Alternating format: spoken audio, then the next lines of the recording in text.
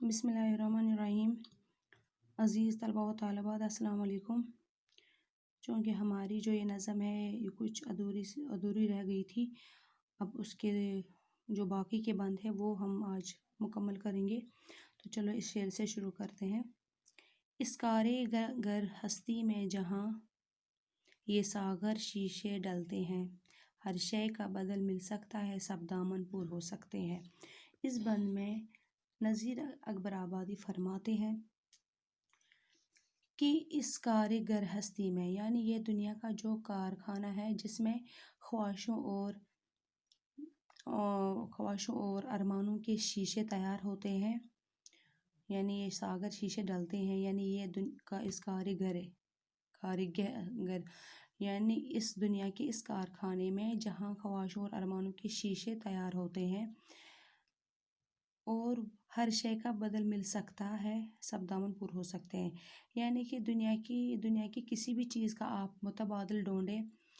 تو اس کا مل سکتا ہے، اور ہر دامن جو ہے وہ پور ہو سکتا ہے، وہ بھر سکتا ہے۔ وہ اس کے لیے یعنی دنیا کی جو بھی شے ہے، جو بھی چیز ہے، اس کا تو متبادل مل سکتا ہے، اس کا تو دوسرا یعنی متبادل حاصل ہو سکتا ہے، میسر ہوتا ہے، اور جو بھی دامن ہے وہ بھی بھر سکتے ہیں، وہ بھی بھرے جاتے ہیں۔ ان کو بھرنے کے لیے جو سامان ہے وہ بھی میسر ہوتا ہے، یعنی دنیا کے جو بھی دامن ہے ان کو بھرنے کے لیے جو سامان چاہیے وہ بھی میسر ہوتا ہے۔ جو ہاتھ بڑھے یاور ہے یہاں، جو آنکھ اٹھے وہ بختاور، یہاں دھن دولت کا انت نہیں، ہوگات میں ڈاکو لاکھ مگر۔ اس شعر میں شاعر فرماتے، اس بند میں یہاں پہ وہ مظلوم طبقے سے مخاطب ہو کر فرماتے ہیں، یعنی مظلوم طبقہ وہ ہے جو مفلس اور غریب نادار لوگ ہوتے ہیں، جن پہ ظلم ڈھائے جاتے ہیں، مظلوم وہی کہلاتے ہیں۔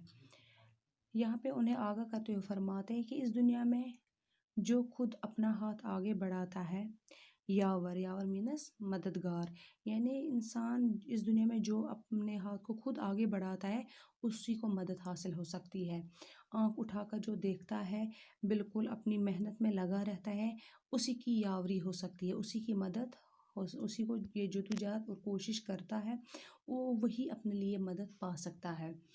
اور خوش قسمت وہی کہلاتا ہے، یعنی خوش قسمتی اس کا قدم تبھی چومتے جب وہ محنت کرے گا، یعنی خوش نصیبی انہی لوگوں کا ساتھ دیتی ہے، قسمت انہی کا ساتھ دیتی ہے جو خود اپنی محنت کرتے ہیں۔ اس دنیا میں لٹیرے اور ڈاکو موجود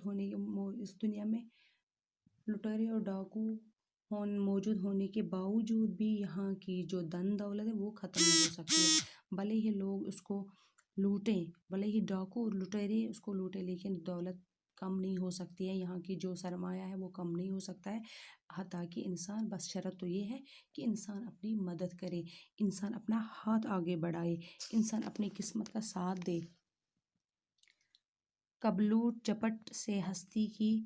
دکانیں خالی ہوتی ہیں، یہاں پربت ہیرے ہیں، یہاں ساگر موتی ہے۔ یعنی اس بند میں شاعر فرماتے ہیں، کہتے ہیں کہ لٹیروں ڈاکوں کی لوٹ و کھسوٹ کے باوجود بھی، یعنی کتنا بھی یہاں کے لٹیرے اس دنیا کو لوٹے، اس دنیا کی دھن دولت کو لوٹنے کی کوشش کرے اور لوٹے بھی، تب بھی یہاں کی جو دکانیں ہیں، یہاں کے جو بازار ہیں وہ خالی نہیں پڑتے ہیں، وہ خالی نہیں ہو جاتے ہیں، لوٹ کھسوٹ کے باوجود بھی، پھر بھی وہاں پہ دولت موجود رہتی، پھر بھی کچھ نہ کچھ سرمایہ وہاں پہ موجود رہتا ہے۔ یہاں پربت ہیرے ہیں، یہاں ساگر موتی ہے۔ یہ جو دنیا ہے یہاں کے جو پہاڑ ہے ہیرے جواہرات سے بھرے ہوئے ہیں، ہیرے جواہرات سے مالا مال ہے، اور جو یہاں کے سمندر ہے، یہاں پہ میں نے ایک بار آپ کو بولا یہ ساگر سمندر کہلاتا ہے، اور جو ین سے استعمال ہوتا ہے وہ پیالہ کہلاتا ہے، یعنی یہاں ساگر موتی، اور یہاں کے جو سمندر ہے ان میں موتیوں کا خزانہ ہے۔ گویا دنیا میں وسائل کی کمی نہیں ہے، یعنی یہاں یہ دنیا وسائل سے بھری پڑی ہے اور اس میں دولت کی کمی نہیں ہے۔ کچھ لوگ ہیں جو اس دولت پر پردے لٹکاتے ہیں، پھرتے ہیں، ہر پربت کو، ہر ساگر کو نیلام چڑھاتے پھرتے ہیں۔ اس بند میں فیض فرماتے ہیں کہ اس دنیا میں کچھ ایسے لوگ ہیں جنہوں نے مال و دولت کو صرف اپنے لیے اکٹھا کر کے رکھا ہے، جمع کر کے رکھا ہے، اور اس سے وہ ہوا بھی نہیں لگنے دیتے، اس طرح سے بند کر کے رکھا ہے اپنی تجوریوں میں، اپنے جو الماریوں میں بھری پڑی ہیں ان کی وہ تجوریاں، ان میں جمع کر کے رکھا ہے، اسے ہوا بھی نہیں لگنے دیتے ہیں۔ انہوں نے اس پر پردے ڈالے ہیں، بالکل پردوں میں چھپا کے رکھا ہے۔ یہ سماج کا وہ طبقہ ہے، یعنی جنہوں نے دولت پہ پردہ رکھا ہے، جنہوں نے دولت کما کر اس کو بند کر کے رکھا ہے، اسے جمع کر کے خاص کر اپنے لیے، خصوصی طور پر وہ اپنے لیے رکھتے ہیں۔ یہ وہ طبقہ ہے جسے ہم اپنی اشتراکی زبان میں سرمایہ دار اور استثالی طبقہ کہتے ہیں۔ استثالی وہ طبقہ ہوتا ہے جو دوسروں کو غلام بناتے ہیں، یعنی کہ نادار اور مفلس لوگوں کو۔ اس طبقے نے دنیا کی پوری دولت اپنے لیے سمیٹی ہوئی ہے، یعنی اپنی زندگی کا مقصد بنانے کے لیے، اپنی زندگی کو سکون دہ بنانے کے لیے، آرام دہ بنانے کے لیے انہوں نے یہ دولت خود کے لیے سمیٹی ہوئی ہے۔ کچھ وہ بھی ہے جو لڑ بڑھ کر یہ پردے نوچ گراتے ہیں، ہستی کے اٹھائی گیروں کی ہر چال الجھائے جاتے ہیں۔ یہاں پہ شاعر سماج کے غریب، نادار اور مفلس لوگوں کی طرف اشارہ کرتے ہوئے فرماتے ہیں کہ یہ کہتے ہیں کہ سماج میں وہ لوگ جن کا استحصال ہو رہا ہے، ایک تو ہو گیا استثالی طبقہ جو غلام بنا رہے ہیں، دوسرا ہو گیا جن پہ استحصال ہو رہا ہے، جن پہ ظلم ہو رہا ہے، یعنی مفلس اور نادار لوگ۔ امیر اور استحصال طبقہ سے ہر دم وہ جنگ میں لگے ہوئے ہیں، وہ امیروں کی چھپائی ہوئی دولت کو آپس میں بانٹنے کی کوشش کر رہے ہیں۔ غریب طبقہ لوگ سوچتے ہیں کہ وہ اس کو آپس میں بانٹیں، اس دولت کو۔ یہ سرمایہ دار طبقے کی مکارانہ چالوں کو الجھانے کی جدوجہد میں، یعنی یہ ان کی چالوں کو ناکام بنانے کی کوشش میں کہ کس طرح سے ان کی دولت ہر کسی میں بٹ جائے۔ یعنی یہ چاہتے ہیں، یہ ہمیشہ اسی کوشش میں رہتے ہیں کہ ان کی دولت کس طرح سے ہم جیسے غریب نادار لوگوں میں بھی بٹ جائے۔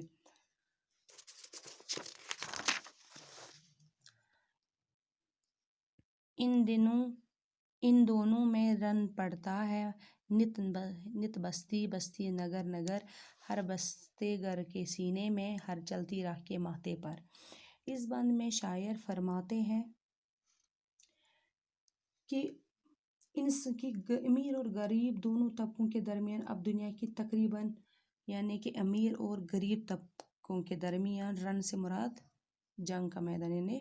ان دونوں میں رن پڑتا ہے، یعنی کہ ان دونوں غریب اور امیر طبقے کے جو بھی ان دونوں میں جنگ چھڑ گئی ہے۔ ہر بستی میں، ہر ملک میں، تقریباً ہر ملک میں، ہر شہر میں، ہر گھر میں اس کے لیے لڑائیاں ہوتی رہتی ہیں، اس کے لیے جنگ ہوتی رہتی ہے۔ زندگی میں کے ہر راستے پر امیر اور غریب، سرمایہ دار اور مفلس بالکل جنگ میں لگے ہوئے ہیں۔ یہ کالک برتے پھرتے ہیں، یہ جوت جگاتے رہتے ہیں، یہ آگ لگاتے پھرتے ہیں، یہ وہ آگ بجھاتے پھرتے ہیں۔ یہ کالک برتے پھرتے ہیں، وہ جوت جگاتے رہتے ہیں، یہ آگ لگاتے پھرتے ہیں، وہ آگ بجھاتے پھرتے ہیں۔ اس بند میں شاعر فرماتے ہیں کہ سرمایہ دار طبقہ عام لوگوں کی زندگیوں میں اندھیرا کرنے کی کوشش کر رہا ہے، یعنی یہ کالک برتے پھرتے ہیں، یہ لوگوں کی زندگی کو اندھیرے میں دھکیلنا چاہتے ہیں، غریب طبقے کے لوگوں کو۔ وہ جوت جگائے رہتے ہیں، جوت میں نا چراغ، وہ چراغ کو پھر بھی روشن کرتے ہیں، اور غریب مفلس جو طبقہ ہے وہ اندھیرے میں روشنی پھیلانے کی کوشش کر رہے ہیں، یہ آگ لگاتے پھرتے ہیں۔ یہ جو امیر طبقہ ہے، یہ سرمایہ دار طبقہ ہے، یہ آگ لگائے جا رہے ہیں، اور جو غریب،